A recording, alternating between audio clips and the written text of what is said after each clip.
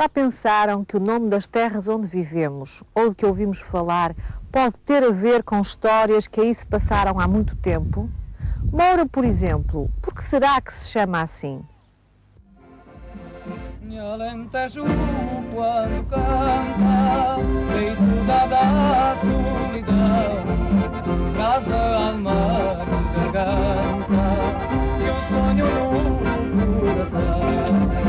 Eu ouvi o passarinho às 4 da madrugada, cantando lindas cantigas à porta da sua amada. Transmitida de geração em geração, a história da conquista da cidade de Moura transporta-nos para a época em que Salúquia, uma moura muito formosa, governava esta cidade. Na altura, esta terra alentejana, capital de província, era designada pelos árabes por Al-Manijá. E Salúquia estava noiva de um mouro que se chamava Brafma. Este, ao aproximar-se o dia do casamento, dirigiu-se com a sua comitiva, desprovidos de quaisquer armas, à terra da noiva.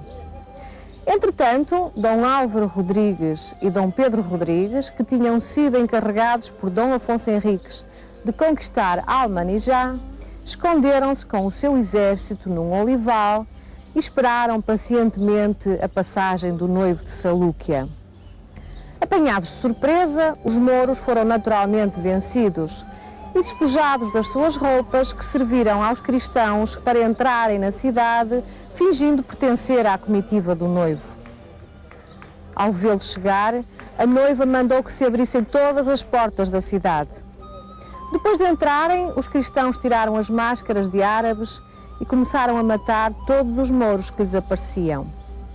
Ao aperceber-se do sucedido, Salúquia tomou as chaves do castelo e, num ato de desespero, precipitou-se da torre onde se encontrava. Depois da conquista da cidade pelos cristãos, Álvaro Rodrigues, em homenagem a Salúquia, proclamou que esta cidade passaria a denominar-se a Vila da Moura, cuja representação ainda hoje está presente nas armas da cidade. Mas afinal, quem eram estes mouros? E de onde vieram? E o que vieram eles fazer à Península Ibérica? Vamos saber. Os mouros eram habitantes da Mauritânia, no norte de África, e que, integrados num grande império, vieram a participar na conquista da Península Ibérica. Esse império tinha sido formado a partir de uma zona longínqua, a Arábia. Esta grande península do continente asiático tem extensas áreas desérticas, sendo por isso pouco fértil. Os seus habitantes praticavam a pastorícia nómada, isto é, andavam de terra em terra, apacentando cabras e carneiros. A posição geográfica da Península Arábica, entre a Ásia, a África e a Europa, levou também a que os árabes que aí viviam se dedicassem ao comércio, comprando e vendendo diversos produtos de regiões distantes. Os que se dedicavam ao comércio percorriam grandes distâncias, com cavalos ou em caravanas de camelos. Os árabes foram também grandes matemáticos, astrónomos, geógrafos, médicos e filósofos. A partir do século VII d.C., os árabes lançaram-se à conquista de terras mais férteis e novas riquezas. Procuraram também espalhar a religião muçulmana, fundada por Maomé. Por este motivo, normalmente aos árabes e mouros chamamos muçulmanos.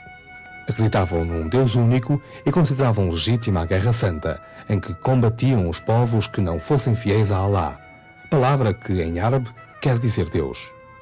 Construíram assim rapidamente um grande império que punha em comunicação regiões muito diferentes nos recursos naturais e nos modos de vida, e que era percorrido por rotas comerciais terrestres e marítimas, por onde passavam sedas da Pérsia, trigo e linho do Egito, porcelanas da China, ouro de Tombuctu, marfim e escravos da Etiópia, especiarias e pedras preciosas da Índia. Em 711, os exércitos muçulmanos entraram na Península Ibérica pelo Estreito de Gibraltar. Já sabemos então que os árabes pretendiam alargar o seu império e espalhar a sua religião e que chegaram à Península Ibérica em 711. O facto de possuírem uma cavalaria ligeira e rápida nos ataques facilitou-lhes a entrada na península por terrenos planos como este onde nos encontramos. Para além disto, a divisão existente entre os povos peninsulares levou a que, em apenas 5 anos, os mouros dominassem quase toda a península. Foi em 716 que os árabes derrotaram o último rei visigodo. Depois desta derrota, os cristãos que se refugiaram nas Astúrias começaram a organizar a resistência.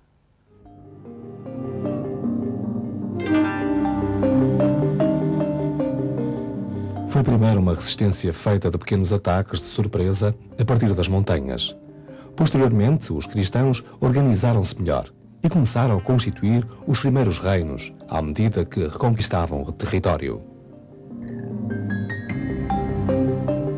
A reconquista avançou de norte para sul muito lentamente, feita de avanços e recuos. Os mouros recebiam por vezes reforços do norte de África e os cristãos perdiam terreno. Outras vezes eram os cristãos que se uniam e venciam os mouros.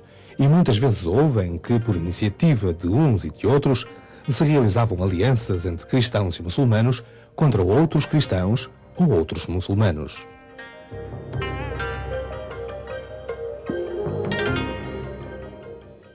Constituíram-se assim duas comunidades de costumes muito diferentes. A norte, as comunidades de cristãos organizados nos reinos de Leão, Castela, Navarra, Aragão e Catalunha, vivendo da agricultura e da criação de gado, como sendo indispensável.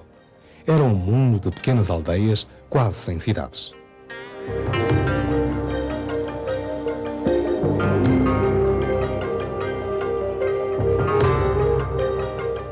A sul, nas ricas cidades muçulmanas como Lisboa, Évora, Silves, Toledo e Granada, abundantes de alimentos e de mercadorias diversas ligadas às grandes rotas comerciais do Império, utilizavam moeda de ouro nas suas trocas comerciais.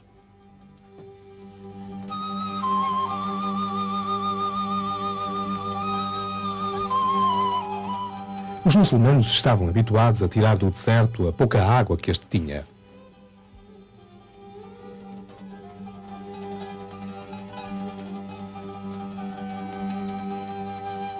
Desenvolveram assim técnicas de rega como a nora, a picota e os canais de rega que ainda hoje são usados em algumas regiões e que permitiram um melhor aproveitamento dos terrenos de cultivo.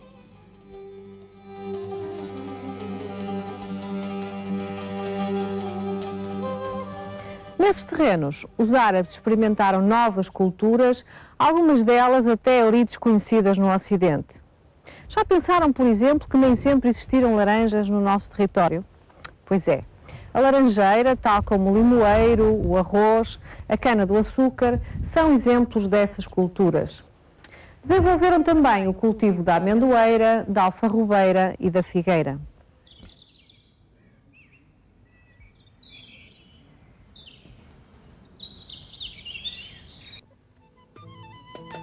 Todos os dias utilizamos na nossa linguagem vocábulos de origem árabe, nos nomes de algumas localidades,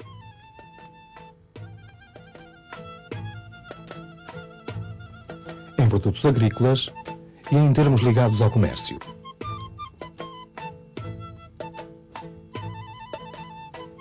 Das ciências que os árabes divulgaram, os seus geógrafos deixaram-nos a bússola, dos matemáticos herdamos a numeração árabe e palavras como algarismo, álgebra e zero. Também a salicultura e a pesca foram atividades importantes no tempo dos muçulmanos. Das salinas dos estuários do Tejo e do Sado, por exemplo, tiravam o sal para o consumo local e para outras regiões onde aquele não existia. Desta longa permanência ficaram ainda outros vestígios de caráter arquitetónico, sendo os mais visíveis em Portugal as fontes com os seus arabescos, Algumas mesquitas transformadas hoje em igrejas católicas e as tradicionais casas algarvias com as suas açoteias, em tudo semelhantes às que podemos encontrar no norte de África. Escavações arqueológicas recentes, realizadas aqui em Mértola, puseram a descoberto parte de um bairro dos finais do período muçulmano.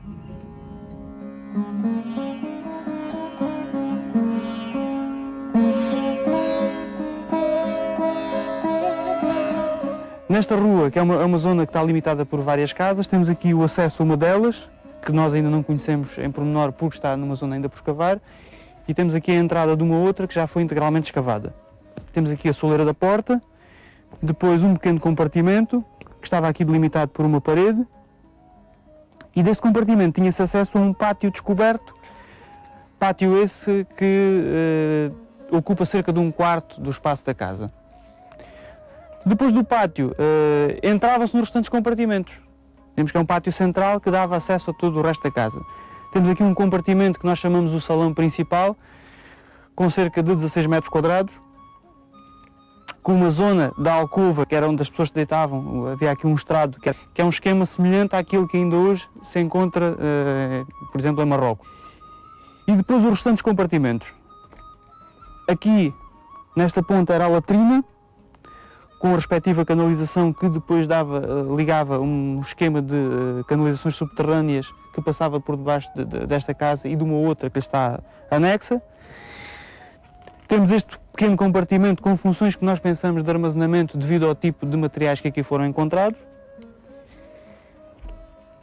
E finalmente aqui a cozinha, com uma área de entrada mais vocacionada também a partir dos materiais encontrados, mais vocacionada para a conservação, para armazenamento de géneros alimentícios, e uma outra que era a zona de fogo, onde ainda temos o resto da lareira aqui nesta esquina.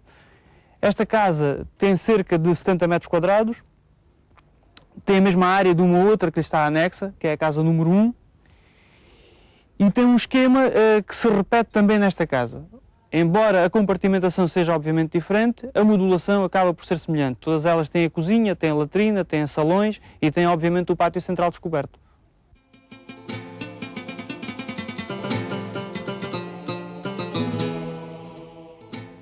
Na Andaluzia, podemos ainda visitar belíssimos palácios, como o de Granada, ou imponentes construções religiosas, como a Mesquita de Córdoba.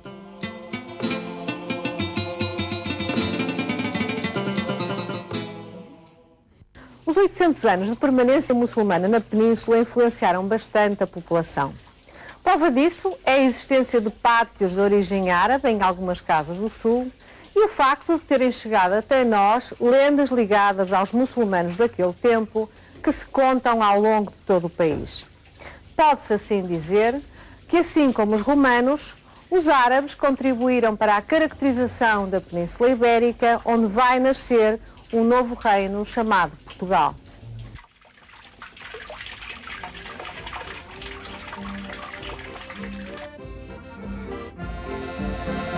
Alentejo quando canta.